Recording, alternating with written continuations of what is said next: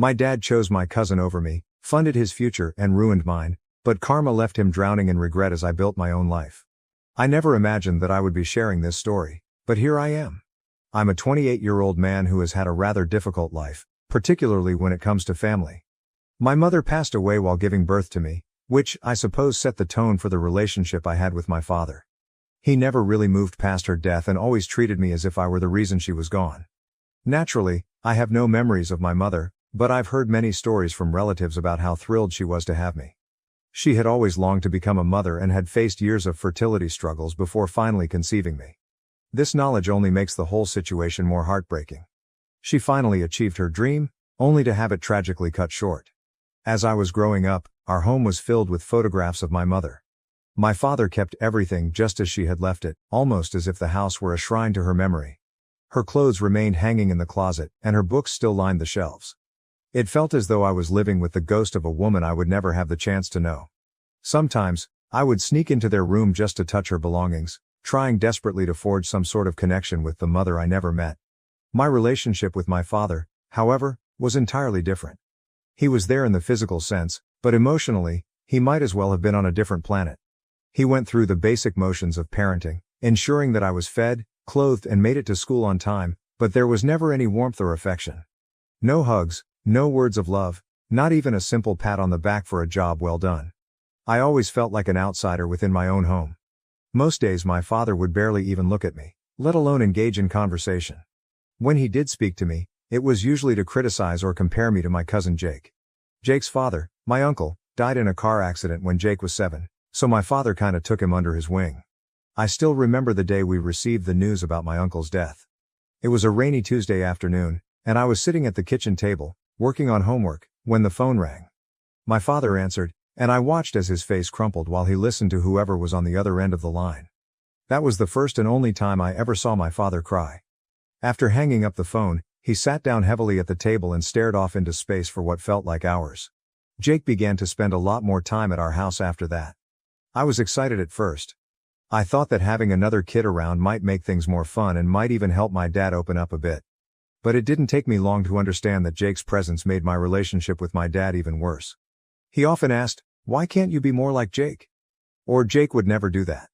It seemed like Jake was the son he had always wanted and I was just there. Jake was sporty, friendly, and charming, which I wasn't. Jake was the life of the party, while I was shy and liked to read. It was delicious for my dad. I worked really hard to make my dad happy. It never seemed like enough. I tried to learn about his interests, got good grades, and joined every sports team. My dad thought Jake could never do a bad thing. He would compliment Jake on the smallest things, but I never got any credit for my own accomplishments. I won a science fair at school when I was about 12 years old. My project was a complicated model of the solar system that could move. I worked on it for weeks. I could hardly wait to tell my dad. I thought this would finally make him happy. His laughter and talk with Jake about a football game made me laugh when I got home. I told him I won, but he just nodded and went back to talking to Jake. It felt like I wasn't there at all. It gets worse as we age because of the bias. People always made fun of Jake and me because we were in the same grade. I did better in school than Jake did in high school, but my dad would always find ways to downplay my achievements. "Well, Jake's got more important things to think about than just grades," he would say. During one parent-teacher meeting, my English teacher raved about an essay I'd written. She told my dad it was one of the best papers she had ever seen from a kid my age and that she thought I would make a great writer. My dad just grunted and asked if this would help me get a big grant for sports. The teacher looked confused, and I was so embarrassed that my face burned. In spite of this, there remained a part of me that still yearned for changes. I reasoned that perhaps everything would be fine if only I could locate the appropriate thing, the magic key unlocking my dad's adoration. I pursued that unattainable dream all of my childhood and during my teenage years. When it came time for college, the true kickback was I had pushed my ass, enrolled at a decent university, and been ready to launch my future. Though I knew money would be limited, I reasoned my dad would contribute at least somewhat. Boy, I guess I was mistaken. The day I overheard my dad on the phone with Jake informing him he would pay for his whole college tuition will always be with me. My pulse dropped. My dad looked at me like I was insane when I asked if he could also assist me out. "Jake needs it more than I can afford to pay for both of you," he remarked. That's exactly how my college dreams vanished. I attempted to make it work nevertheless. Working evenings and weekends, I had a part-time job at a nearby diner. I applied for every scholarship I could locate, but it was not enough. The strain was intolerable. I was juggling my classes, working enough hours to pay for things, and still finding time to study and sleep. There has to be a give. After the first semester, I found myself having to drop out. On my own, I couldn't afford it. The part-time work I could find hardly covered tuition. Jake was living it at a famous university, completely on my dad's money, meanwhile. He would share images of his elegant dorm room, his spring break travels, the new laptop my dad had purchased for him for college on social media. Every post was like a knife turning in my gut. That moment was the breaking point for me. I gathered my belongings and left home, cutting off all contact with both my father and Jake. It was incredibly painful, but I knew I had to escape that toxic environment. I could no longer bear to live in the shadow of my deceased mother and the cousin who had somehow replaced me in my father's heart. The past few years have been challenging, to say the least. I've taken on various odd jobs, doing whatever I could to make ends meet. I've waited tables, worked in construction, pulled night shifts at gas stations, anything to ensure I had a roof over my head and food to eat. It has been difficult, especially when I see updates from Jake on social media about his incredible college experiences and the great job he secured after graduation. But despite everything, I'm gradually building a life for myself on my own terms. I now have a decent job, not something extravagant, but it covers the bills. I'm working as a manager at a local bookstore. It's not the career I envisioned, but I find solace in being surrounded by books all day. In addition, I'm taking night classes at the community college, working toward the degree I've always wanted. It's not an easy journey, but at least I'm making it on my own. Along the way, I've made some great friends, people who accept me for who I am, not for who they want me to be. They have become the family I never truly had. We have weekly game nights, go on camping trips when we can afford it, and support each other through thick and thin. It's far from perfect, but it's mine, and that makes all the difference. I thought I had left all that family drama behind me, but life has a funny way of throwing curveballs when you least expect them. Yesterday, I received a call from a number I didn't recognize. When I answered, I was stunned to hear my dad's voice on the other end. It had been 3 years since we last spoke, and now he was reaching out for help. I'm not entirely sure how to feel about this, but one thing is certain, I am no longer that kid desperate for his approval. Update 1. It's been a week since my dad's unexpected call, and I'm still trying to process everything that happened. Speaking with him on the phone brought back a plethora of memories, the majority of which were not good. But his voice was different. Older. More worn out. More desperate. He began with small talk, asking how I was doing. It felt awkward and forced, as if he was trying to pretend the last few years hadn't happened. Then he got to the real reason for his call. He needed money, and a lot of it. At first, I was too shocked to respond. This was the man who had never given me a dime for college, who had chosen my cousin over me time and time again, and now he was asking me for financial help. The irony was not lost on me. When I finally found my voice, I asked him why he was coming to me. What about Jake, his golden boy? Shouldn't he be the one to help out? My dad fell silent for a moment, then mumbled something about Jake being busy with his new job and not having the means to help right now. I couldn't help but laugh. After years of being told how much better Jake was, how he deserved the opportunities I didn't, now I was supposed to be the one to step up. I made it clear to my dad exactly what I thought about that idea. I suggested he go talk to Jake instead, since he had always been the favorite anyway. There was a long silence on the other end of the line. Then my dad started to say something about how he regretted some of the choices he'd made, how he wanted to make things right. But I cut him off. I told him it was too little, too late. I'd spent years trying to earn his love and approval, and now that he needed something from me, he was ready to play the remorseful father. I ended the call shortly after that. I experienced a range of feelings as soon as I hung up. I turned him away, and part of me felt bad about it since he was still my father. But a bigger part of me felt relieved. For the first time, I had stood up for myself against him. I didn't cave into the need for his approval that had driven me for so long. The next few days were tough. I kept replaying the conversation in my head, wondering if I had done the right thing. I thought about all the times I needed aid and he wasn't there. Sure, it was the college tuition, but it was also the little moments when a child needed their father. School activities, girl advice, and learning to drive. He had been missing throughout. I remembered my first heartbreak when I was 16. Her name was Sarah, and I thought she was the one. We had been dating for 6 months when she broke up with me for one of the football players. I was devastated. I came home that day, eyes red from crying, and my dad was in his usual spot on the couch, watching TV. He barely looked up when I walked in. I stood there for a moment, hoping he would ask what was wrong, but he just grunted and told me I was blocking the screen. I went to my room and cried myself to sleep that night. Or the time I got my driver's license. Most of my friends' dads had taught them how to drive, but not mine. I had to beg my neighbor, Mr. Johnson, to teach me. When I finally passed the test, I came home excited to share the news. My dad was in the garage, working on his car with Jake. I showed them my new license. Jake congratulated me, but my dad just nodded and went back to explaining something about the engine to Jake. I don't think he ever let me drive his car. Another thing that made me think was what kind of trouble he was in to need my money. My dad was always very proud, almost too much. It has to be important for him to reach out in this way. Even with everything, I was still a little worried about him.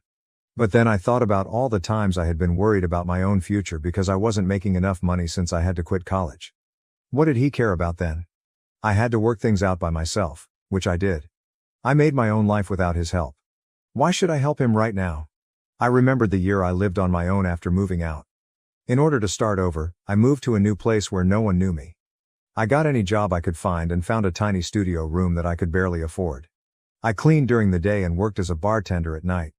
I was always tired, but I was able to get through it on my own. When I got home from work at the bar some nights, my feet hurt and smelled like smoke and beer. I wondered if I had made a mistake. I could have put my pride aside, stayed home, and tried to work things out with my dad. But then I remembered being judged all the time and never feeling good enough, and I knew I had made the right choice. I started to feel better about my choice as the days went by. I understood that by not giving in to his request, I was finally giving him a handle on things. I wasn't the same kid he used to be able to ignore and push around. Today I'm an adult, I choose for myself, and I don't owe him anything. I couldn't help but be interested though. What had exactly caused this to happen? What happened that Jake, the perfect child, couldn't or wouldn't help? There were times when I wanted to find out more about what was going on with my dad and my cousin. But I hesitated. Did I really want to open that can of worms? Was it worth potentially stirring up all that old pain and resentment? I thought about getting in touch with Jake's mom, my aunt. Even though she was sometimes cold, she was always nice to me. She might understand what's going on. The last time I saw her, though, was at a family get-together right before I left for work. She gave Jake a big hug and told him she was proud of him for getting into such a good college. She only gave me a weak smile and a pat on the shoulder when it was my turn to leave. I made up my mind not to call her. I'm still not sure what to do next as I write this report. A part of me wants to forget about the past and keep focused on my own growth in life.